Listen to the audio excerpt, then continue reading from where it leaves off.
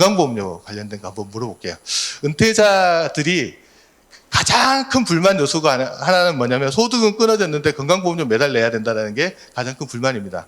국민연금 보험료는 60세까지만 내면 되는데 이건 왜 나이 들어서도 계속 내야 되냐. 그러면서도 또 하나 문제는 뭐냐 그러면 또 의료비만큼은 또 중요하게 생각하시거든요. 그래서 건강보험료 이게 어떻게 보면 낼 때는 아깝고 받을 때는 좋은 게 건강보험인데 물어보시는 건 뭐냐면 퇴직하고 지역가입자로 전환하면 건보료 얼마나 내냐. 직장 가입자들은 저도 직장 다니지만 직장 가입자들은 솔직히 물어보면 자기 건보료 얼마나 내는지 관심도 없어요. 왜냐하면 이미 떼고 나오는 거라서 뭐 관심도 없고 내가 안다고 한들 줄일 수 있는 방법도 없어서 그다지 큰 관심은 없는데 지역 가입자는 내가 가지고 있는 돈에서 내야 되기 때문에 관심이 많습니다. 그래서 계산을 어떻게 하냐. 직장 가입자는 자기 소득에 대해서만 건보료를 내지만 지역 가입자는 소득, 재산, 자동차의 건보료를 냅니다. 그리고 소득 같은 경우는 이자, 배당, 사업, 근로, 연금, 기타 소득.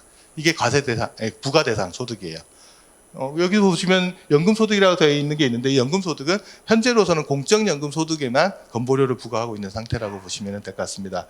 재산은 또 물어보시는 분이 야 금융재산에도 건보료 부과하냐 이렇게 물어보시는 분들 꽤 많으신데요. 금융재산은 이자 배당이나 연금 형태로 돈이 나오잖아요. 소득에 부과했기 때문에 금융재산에는 부과하지 않고 어디 부과해요?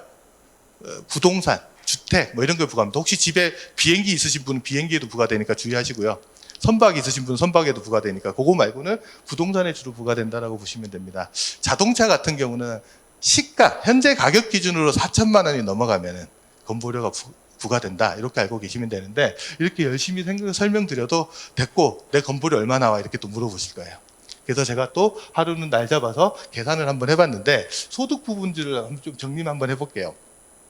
소득 제가 아까 이 소득에 다 부과된다고 했는데 주의점은 하나가 뭐냐면 근로소득이나 공적연금소득은 이게 정말 중요한 소득이잖아요.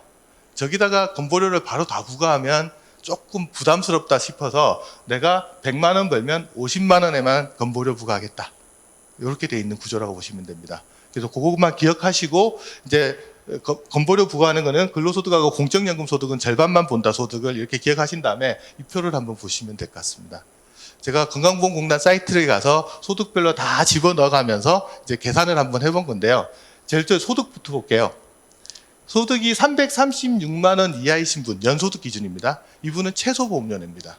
그래서 건보료를 얼마를 내냐 그러면 19,780원을 내고요. 장기요양보험료가 또 붙는 게 있어서 합쳐서 22,314원. 이게 건보료 지역가입자 제일 작게 내는 겁니다. 이 정도 낸다고 보시면 되고요. 내가 한 해 소득이 한 3천만 원 정도 낸다 그러면 19만 8,800원 정도. 한 5천만 원 버신다 그러면 33만 1,000원 정도가 소득에 부과되는 건보료라고 보시면 됩니다. 건보료랑 장기요양보험료. 그 재산으로 넘어가면 이 재산세는 시가 기준이 아니고요. 재산세 과세 표준을 기준으로 합니다. 그래서 내가 한 5억 정도 되는 자산을 가지고 있다.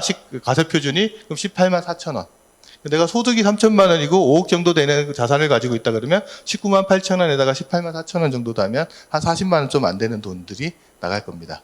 그리고 자동차는 아까 말씀드렸듯이 4천만 원 이상인 자동차에 부과되는데 보통 2, 3만 원 정도 나올 수 있는데 제가 계산을 해봐서 내가 은퇴하면 페라리를 한 대 사면 얼마 나오는지 계산해봤더니 한 5만 원 정도 나오더라고요. 그래서 자동차는 그렇게 계산된다. 그래서 내가 소득 재산, 자동차의 건보료가 부과될 수 있으니까 그걸 한번 보시고요. 이제 퇴직하시는 분 입장에서는 주의하셔야 될 건 뭐냐 그러면 내가 직장에 다닐 때 냈던 건보료보다 퇴직하고 지역가입자 전환했을 때 건보료가 더 많이 나올 수 있잖아요.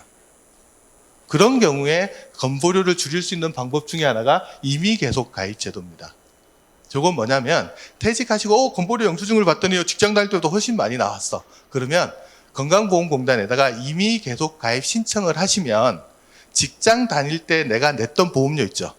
그 보험료만큼만 3년 동안은 내게 해줍니다.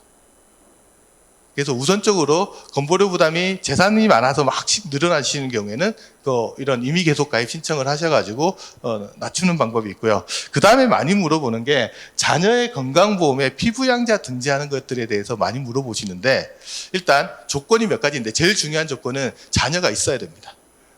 두 번째 그 자녀가 직장 건강보험에 가입하고 있어야 돼요. 지역 건강보험 가입자는 안 돼요.